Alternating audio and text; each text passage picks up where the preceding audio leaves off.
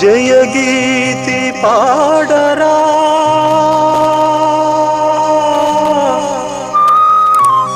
జయధ్వని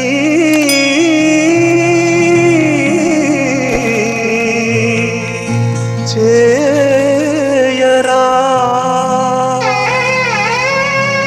దుష్టుని దును మాడరా సోదరా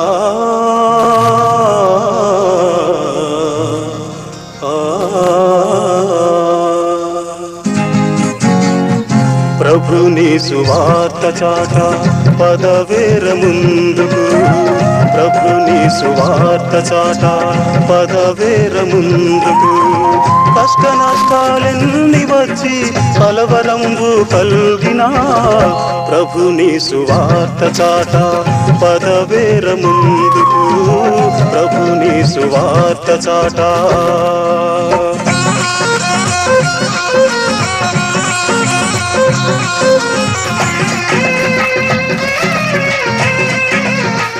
ఇప్పుడు దైవజనులు విక్టర్ పిఎల్ ఆంజనేయులు గారి ద్వారా దేవుని స్వరాన్ని విందాం. మార్కు సువార్త 8వ అధ్యాయం 26వ వాక్యం చదువుకుందాం. ఒకే వాక్యం. అప్పుడు యేసు నీవు ఊరిలోకి వెళ్ళవద్దని చెప్పి వాని ఇంటికి వారిని పంపివేశాను. హల్లెలూయా. అప్పుడు యేసు ఒక గుడ్డివాడితో మాట్లాడుతున్నాడు. గుడ్డివాడు ఒకప్పుడు గుడ్డివాడు ఇప్పుడు బాగయ్యాడు. దేవుడు ఆయన యేసయ్య ఆ గుడ్డివాడిని బాగు చేశాడు. అయితే బాగు చేసిన తర్వాత ఆ గుడ్డివాడికి ఒక ఆజ్ఞ ఇచ్చాడు యేసయ్య. అప్పుడు యేసు ఒక గుడ్డివాడా నీవు ఊరిలోకి వెళ్ళవద్దని చెప్పి వాని ఇంటికి పంపివేశాడు. వాడి ఇల్లు ఎక్కడ ఉంటుంది మరి? ఊరిలోకి వెళ్ళొద్దు అన్నాడు. ఎవడుకు కళ్ళు బాగైనాయి. గుడ్డివాడు కళ్ళు తెరిచాడు, కన్ను చూపు వచ్చింది, వాడు బాగా అయిపోయాడు. వాడి కేక వాడి ప్రార్థన యేసయ్య ఉన్నాడు, ముట్టి స్వస్థపరిచాడు, కళ్ళు వచ్చేసినాయి.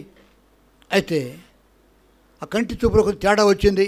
మళ్ళీ ప్రభు రెండవసారి ముట్టాడు, స్పష్టంగా కనపడుతుంది.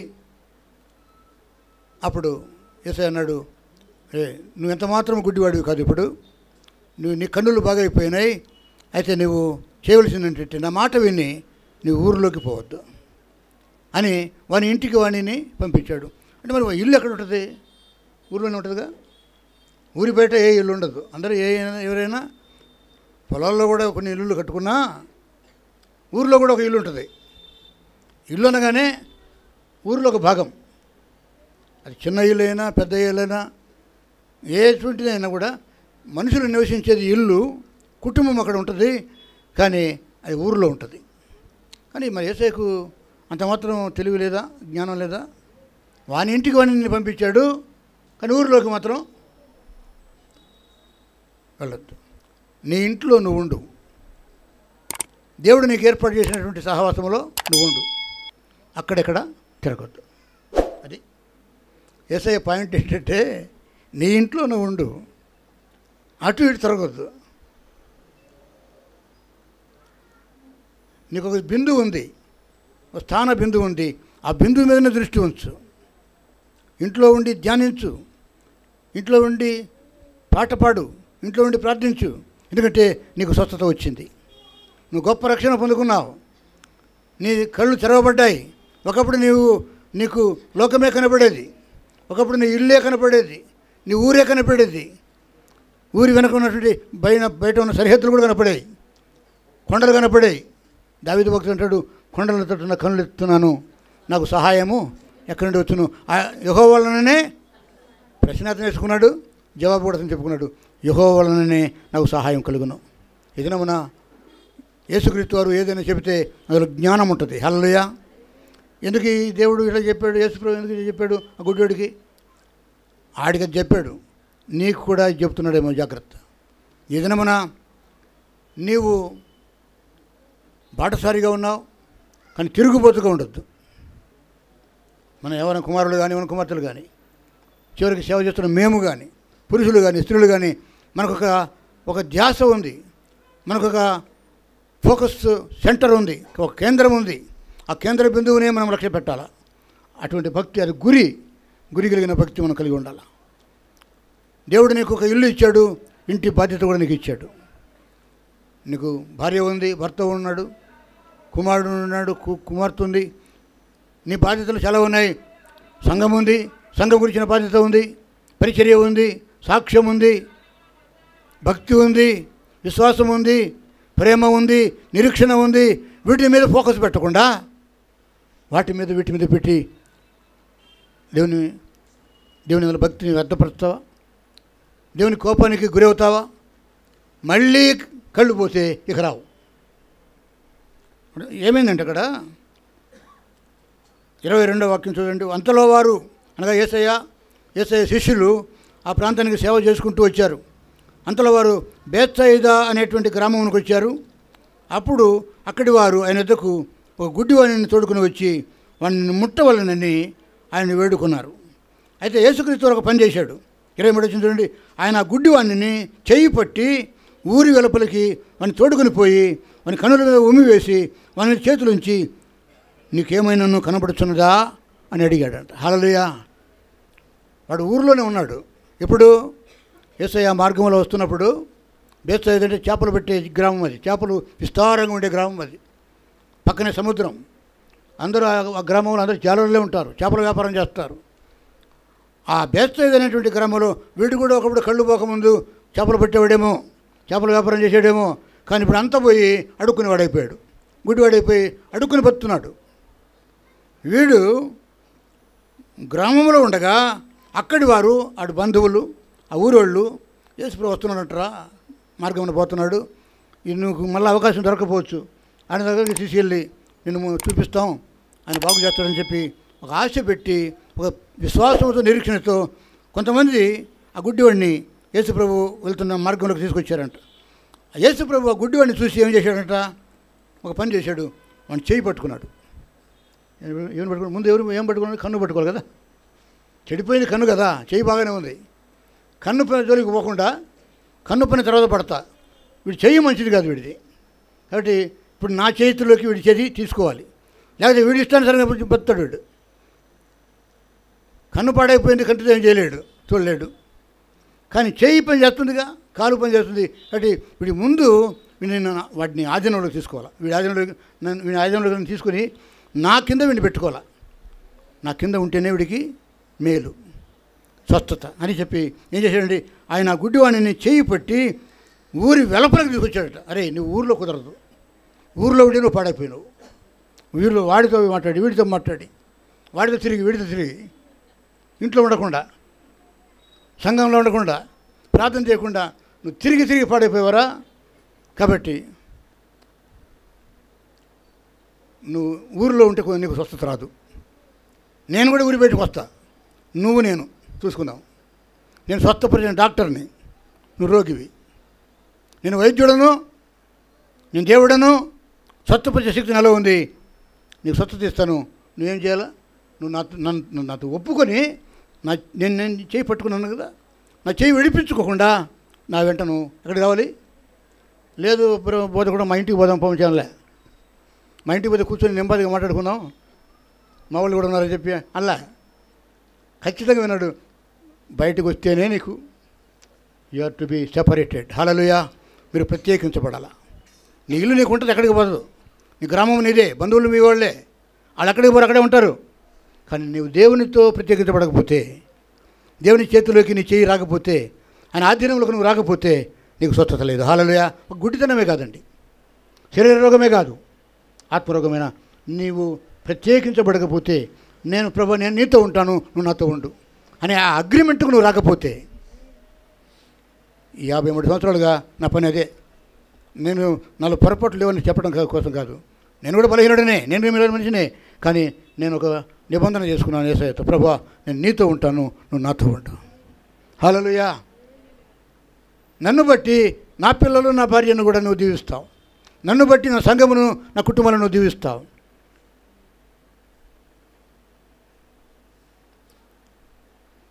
యథా గురువు తదా శిష్య అని చెప్పి నడిపించే నాయకుడు సరిగ్గా లేకపోతే అక్కడ కింద ఉండేవారు అనుసరించేవారు నష్టపోతారు.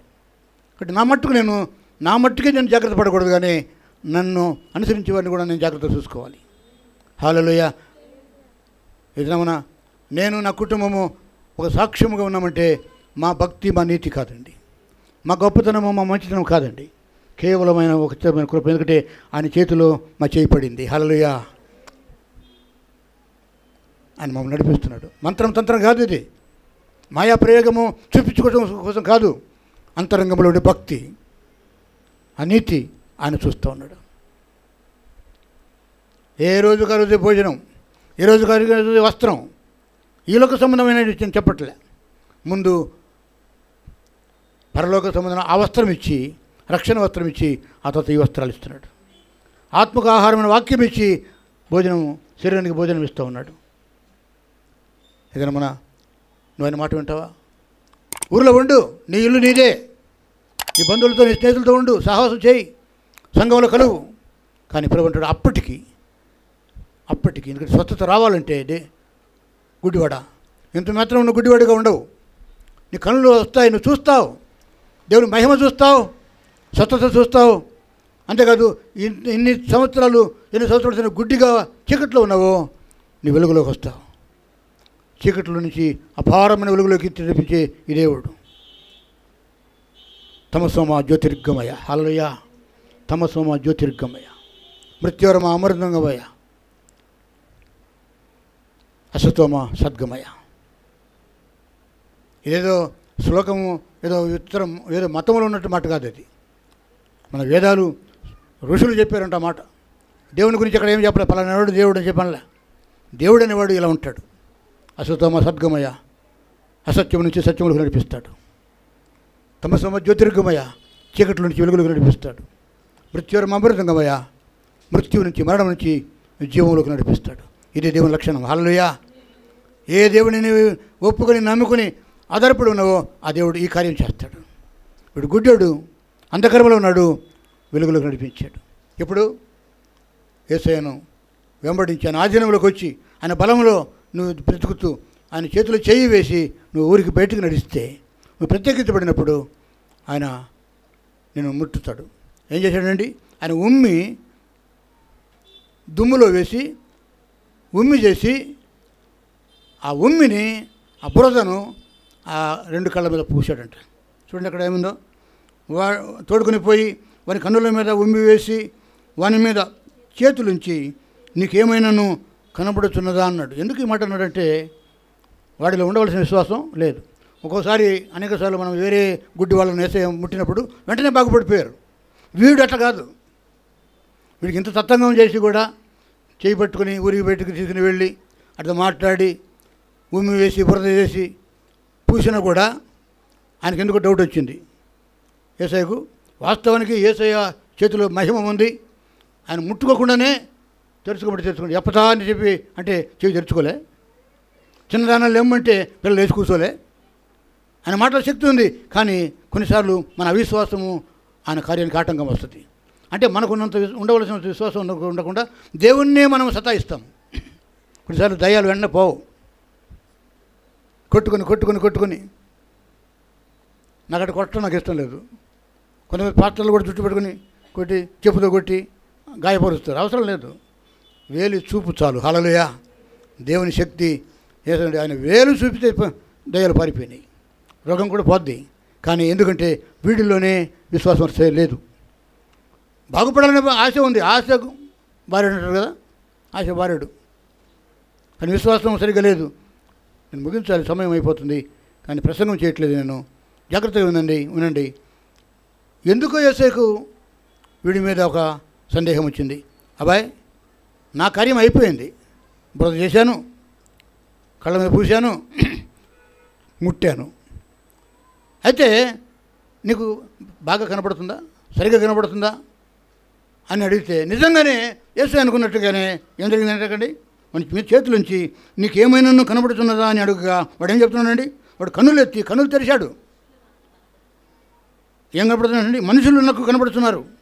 ఎలా కనపడుతున్నారు? వారు చెట్ల వల్ల కనపడుతున్నారంట. ఎలా కనపడుతున్నారు? మనుషులు నాకు కనపడుతున్నారు కానీ వాళ్ళు చెట్ల వల్ల తిరుగుతున్నారు. మనుషులు చెట్లు అవుతారు, చెట్లే, మనుషులే. చెట్లు నడవు కదా, చెట్లు ఎక్కడైతే అక్కడ పాది కొన్ని ఉంటాయి. నాటబడిన చెట్లు పెద్ద చెట్లు చిన్న అలాగే ఉంటాయి. కానీ చెట్లు నడుస్తున్నాయంటే వాడికి అప్పుడే అర్థమైంది వాడికి, వీడికి విశ్వాసం సరిగ్గా కుదురుబాటు లేదు. వీడు అసలే ఊరిలో ఉండేవాడు, గుడ్డోడైనా నిలకడగా ఉండడు, తిరుగుతూ ఉంటాడు అక్కడిక్కడి వాడిని పలకరించుకుంటా. సంఘం పట్టదు వీడికి, ప్రార్థన పట్టదు, వాక్యం పట్టదు, లోకాభిప్రాయం ఆ కథలు ఈ కథలు చెప్పుకుంటా. అసలు వీడు కుదురుబాటు లేనివాడు. ఏమంటే అబ్బాయి చెడిపోయినారా నువ్వు? మామూలుగా చెడిపోలే, నా చేతికి కూడా నువ్వు దొరకటంలే. నా స్వచ్ఛత నా హస్తం పడితే నీకు చూపు రావాలి. అక్కడ కూడా ఆటంకం ఉందంటే నువ్వు మామూలుడి కాదు, పరమ పాపి. పాపి ప్లస్ పాపి ఈజ్ ఈక్వల్ టు పరమ పాపి అంట.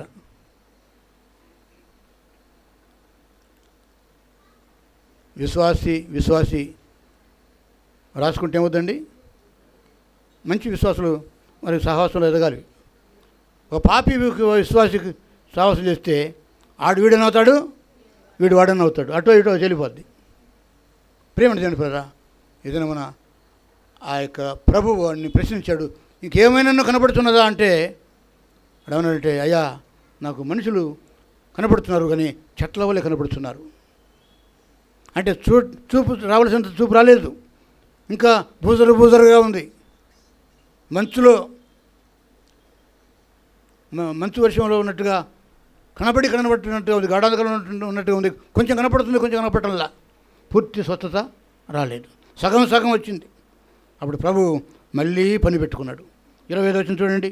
అంతటా ఆయన మరలా తన చేతులు అని కన్నుల మీద ఉంచగా వాడు తేరి చూచి కుదర్చబడి సమస్తమును చేటగా చూడసాగాను.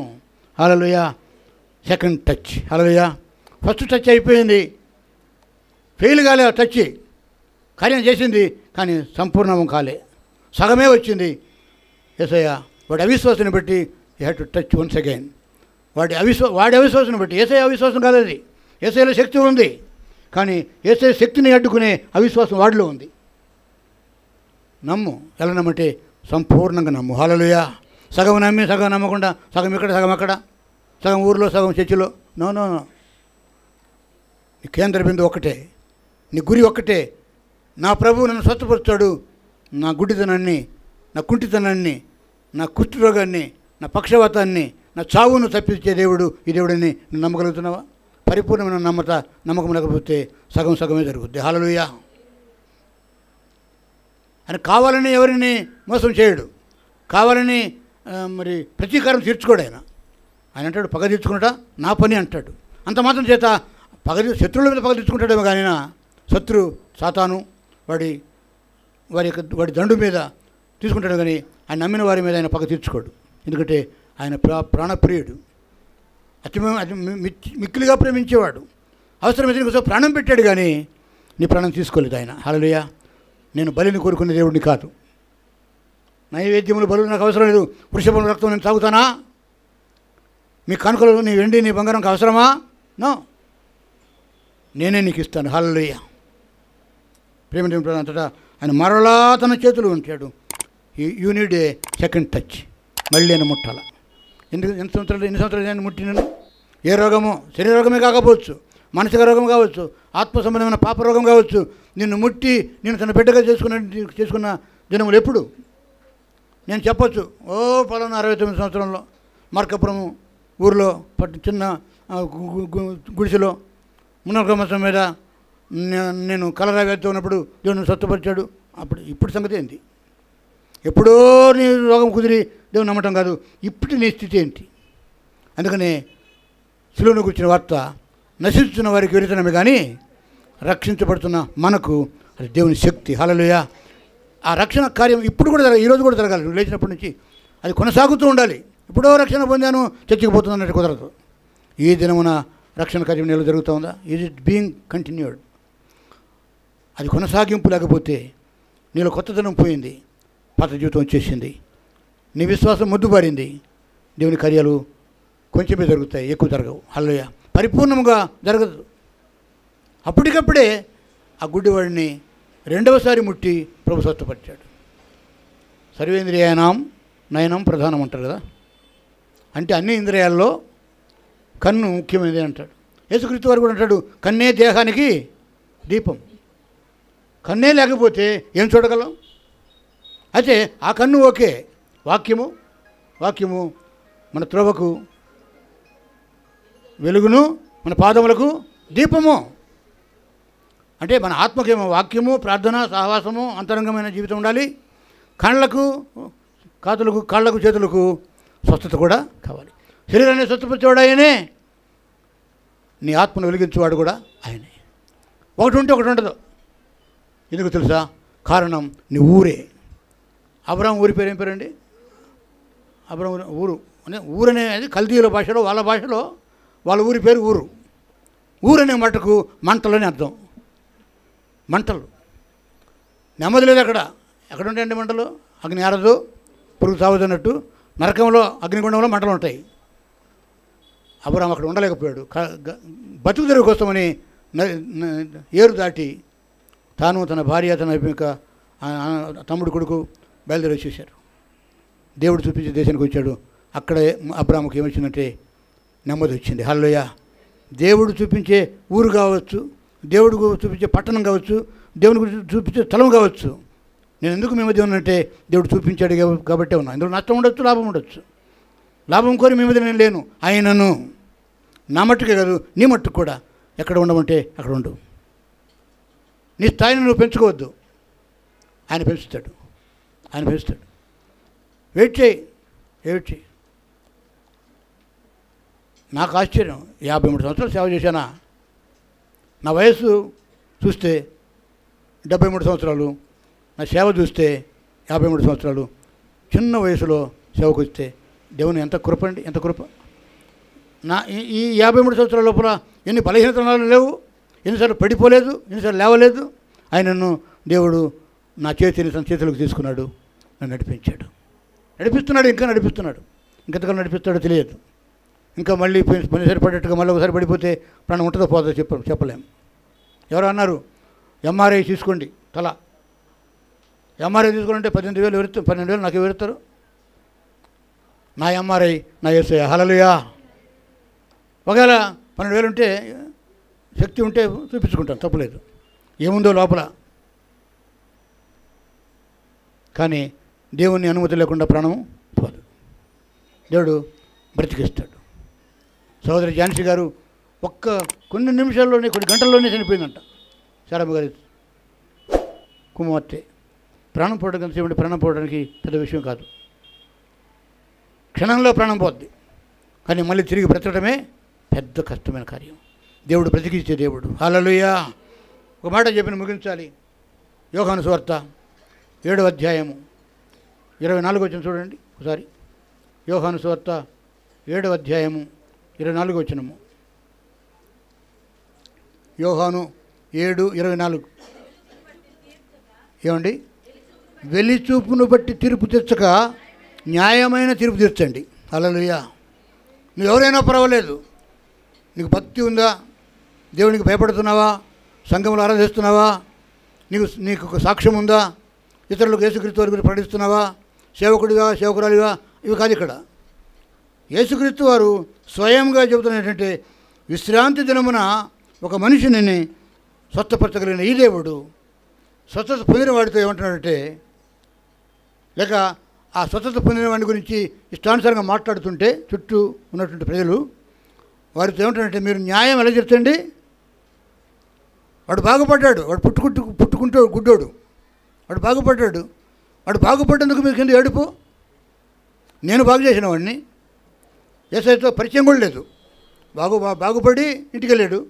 శిలోయములో నీళ్ళు బురద కడుక్కున్నాడు, కళ్ళు వచ్చేసినాయి, ఇంటికి వెళ్ళాడు. వాళ్ళ అమ్మ నాన్నలకు ఆశ్చర్యం అయిపోయింది. ఎవడ నీ కళ్ళు బాగు చేసింది అడుగుతున్నారు. ఊరిలో ఆ మత పెద్దలు వచ్చి, ఎవరు నీ కళ్ళు బాగు చేసింది ఎవరయ్యా అంటే, ఎవరైనా ఎవరు నాకు తెలియదు, ఆయన పేరు యేసు. ఏం చెప్పాడండి? ఆయన పేరు యేసు. మరి నీకు ఎట్ట బాగు చేశాడు? విశ్రాంతి దినమని ఆయన ఎంత దేవుడైనా విశ్రాంతి దినమన మన పద్ధతి ప్రకారంగా, ధర్మశాస్త్రం ప్రకారంగా విశ్రాంతి దినమన బాగు చేయకూడదు కదా. సోమవారం చేయాల్సింది, ఆదివారం చేయాల్సింది, శనివారం చేశాడు. మన పద్ధతి ప్రకారంగా శనివారం ఆయన స్వచ్ఛ చేయకూడదు. నువ్వు అడగాల్సింది నేను ఈరోజు నాకు స్వస్థత వద్దు, రేపు చేయని చెప్పి అడగాల్సింది నువ్వు అని గొడవ పెట్టుకున్నారు మత పెద్దలు. చెప్పి విసుగుపడింది. అన్నాడు, ఆయన ఎవరో నాకు తెలియదు, నన్ను ముట్టాడు, నా కళ్ళు వచ్చినాయి, అంతే సంగతులు. నువ్వు కూడా ఎవరు నమ్ముతావు? మీరు నమ్ముతారా? నమ్మితే వారు ఇంకా దుర్మార్గంగా మాట్లాడుతుంటే యేసుక్రీస్తు వారు మళ్ళీ ఒకసారి వచ్చాడు అక్కడికి. వాడు గుడ్డివాడికి కళ్ళు వచ్చినాయి, ఆ గుడ్డివాడిని అందరూ ఇష్టానుసారంగా మాట్లాడుతున్నారు, మత పెద్దలందరూ నిందిస్తున్నారు, పంచాయతీలు పెడుతున్నారని చెప్పి తెలుసుకొని ఆ గుడ్డివాడి నుండి చుట్టుకొచ్చాడు యేసయ్య. మళ్ళీ వచ్చి ఆ గుడ్డివాడితో మాట్లాడటంలా ఆ చుట్టూ ఉన్నటువంటి వారితో మాట్లాడుతూ, మీరు న్యాయం తీరుస్తారా? ఎలాంటి న్యాయం చేయాలండి? తీర్చండి. వాడు బాగుపడ్డాడు. వాడు బాగుపడితే మీకు మంట? వాడిని బాగుపరిచింది నేను, వాడికి దృష్టి ఇచ్చింది నేను. మీరు ఎవరు ఆ పని చేయలేరు. కానీ వాడిని తిడుతున్నారు, నన్ను తిడుతున్నారు. ఈ న్యాయమా? ప్రభు అంటాడు, వెలి చూపును బట్టి తీర్పు తీర్చొద్దు. నీకు బయటికి ఏం కనపడుతుందో దాన్ని బట్టి నువ్వు తీర్పు తీర్చొద్దు. లోపల ఉండేది చూడండి. వాడికి విశ్వాసం ఉంది, వాడి లోపల ఏముంది? విశ్వాసం ఉంది. నీకు ఏముంది? నీకు విశ్వాసం లేదు, పైగా అన్యాయంగా మాట్లాడుతున్నావు. వాడి కండు వస్తే నువ్వు బాధపడతావా? నువ్వేమి చూస్తున్నావో దాన్ని బట్టి కాదు న్యాయం చేస్తుంది. లోపల ఏముందో అంతరంగంలో మర్మం తెలుసుకోండి. వాడి పాపము క్షమించబడింది, వాడి కన్ను వచ్చింది. నీ పాపములు అలాగే ఉన్నాయి కాబట్టి వాడి పాపాలు కనపడుతున్నాయి. ఇంకా ప్రభు అంటాడు, గుడ్డివాడు కన్నులు గలవాడు కావాలి, కన్నులు ఉన్నవాడు కన్నులు లేనాడు పోవాలి. ఒక గుడ్డోడు డాక్టర్ దగ్గర వచ్చాడంట, కంటి డాక్టర్ దగ్గరికి వచ్చి, ఆ డాక్టర్ గారు నాకు ఒక్కొక్కరు ఇద్దరు కనపడుతున్నాయి, నాకు ఇద్దరు కనపడుతున్నారు, నాకు కొంచెం చూసి పెట్టమని చెప్పింటే ఆయన అన్నాడు, డాక్టరు అంత మాత్రానికి ముగ్గురు రావాలన్నా నాకు చూపించడానికి, అంత మాత్రం నాకు చూపించడానికి ముగ్గురు రావాలన్నాడు. అంటే వీడికంటే వాడు గుడ్డాడు. ఎవడిని బాగు చేస్తాడు? పాపి రక్షించగలడా? గుడ్డోడికి దారి చూపించగలడని చెప్పి ప్రవేశాలు ఇచ్చాడు. ఆమెను హల్లెలూయా. ప్రభును సాంఖ్యను కాక పరిశుద్ధతలు పైకెత్తి ఇందుకు ఆరాధించాం. ఇప్పుడైతే ప్రార్థన చేద్దాం. మహా గొప్ప దేవ, మా ప్రియమైన జీవముల యేసయ్య, సమయాభావం చేత కొంచెం మేము ఈ వాక్యం ధ్యానం చేశాం. ఒక గుడ్డివాడి గురించి నేర్చుకున్నాం. ఆ గుడ్డివాడిని మీరు ఆధీనంలో తీసుకుని ఊరి వెలుపలికి తీసుకుని వెళ్ళి వాడిని ముట్టినప్పుడు, బురద వేసినప్పుడు, ఉమ్మి వేసినప్పుడు వాడికి పరిపూర్ణమైన స్వచ్ఛత రాలేదు, పూర్తిగా కంటి చూపు రాలేదు. కానీ అయ్యా వాడు ఒప్పుకున్నాడు, ప్రభువా బుధ కూడా నాకు కనబడుతున్నాయి కానీ మనుషులు కనపడుతున్నారు, మనుషులు చెట్ల వల్ల కనపడుతున్నారు అన్నప్పుడు, ప్రభా నీవు రెండవసారి ముట్టినందుకు స్తోత్రాలు, పరిపూర్ణ స్వచ్ఛత ఇచ్చా మీకు స్తోత్రాలు. అయ్యా మేము మా కంటి చూచి బయట కనపడే దాన్ని బట్టి మేము న్యాయం తీర్చకుండా అంతరంగంలో ఉన్న దాన్ని బట్టి మేము న్యాయం తీర్చుటకు వెలిచూపును తీసివేయమని ప్రార్థిస్తున్నామయ్యా. వెలిచూపు మాలో ఉంటే తీసివేయండి. ఆత్మ సంబంధం చూపును మాకు అనుగ్రహించండి, ఆ దృష్టిని మాకు అనుగ్రహించండి. అయ్యా మీరు మాలోకి చూస్తున్నారు, మా అంతరంగంలో చూస్తున్నారయ్యా. అటువంటి న్యాయం తీర్చడానికి మాకు కృప చూపించండి, మీ వెలుగులోకి మనం నడిపించండి. ఇదిగో ప్రభా, మీ పిల్లలు బలను సిద్ధపరుస్తున్నారు. విశ్వాసులందరము మేమందరం స్తుతించి ఆరాధించి బలలో చేయుటకు మనం నడిపించండి. ఘనత మహిమ ప్రభావాలు చెల్లిస్తున్నాం. మా యొక్క దశమ భాగములు, స్వేచ్ఛార్పణలు, మొక్కుబడులు అనిపించడానికి సిద్ధపడుతున్నాం. మమ్మల్ని దర్శించి అయా మాలో ఏ రోగమున్నా లేక ఏ బలహీనత ఉన్నా ముట్టి స్వస్థపరచండి. శరీర రోగమే కాదు కానీ ఆత్మరోగమైన పాపం మాలో ఉంటే, అవిశ్వాసం మాలో ఉంటే కొట్టివేయండి. మేము తిరిగి లోకంలోకి వెళ్ళి లోకంలో పడిపోకుండా, లోకంలో చెడిపోకుండా, లోకంలో కలిసిపోకుండా మీతో ఉండేటకు మాకు నేర్పించండి. అటువంటి కంటి చూపు, అటువంటి ఆత్మ సంబంధమైన దృష్టిని మాకు అనుగ్రహించండి. దీవించి పంపించండి. యేసు నామములో అడిగి వేడుకుంటున్నాము తండ్రి, ఆమేన్. మహా గొప్ప దేవ, తండ్రి అయిన దేవుని ప్రేమ, ప్రభువైన యేసుక్రీస్తు వారి కృప, పరిశుద్ధాత్మ దేవుని సహవాసము, ప్రియ సంఘ సహవాసములను అందరికీ, మన కుటుంబాలకు, సంతానములకు, సమస్తమునకు, సంఘమునకు, పరిచర్యకు, సకల పరిశుద్ధులకు, ప్రపంచ సంఘానికి, ప్రపంచ ప్రభుత్వాలకు, ప్రజలందరికీ ఇప్పుడు ఎల్లప్పుడూ సదాకాలం తోడుగా ఉండి కాపాడి భద్రపరిచి దీవించి స్వస్థపరిచి విజయ పదలో నడిపించును గాక. ఆమేన్. హల్లెలూయా. యేసు రక్తమునకే జయం. ప్రభు యేసు రక్తమునకే సంపూర్ణ విజయం. అపవాది క్రియలకు నాశనము కలుగును గాక. ఆమేన్, ఆమేన్, ఆమేన్.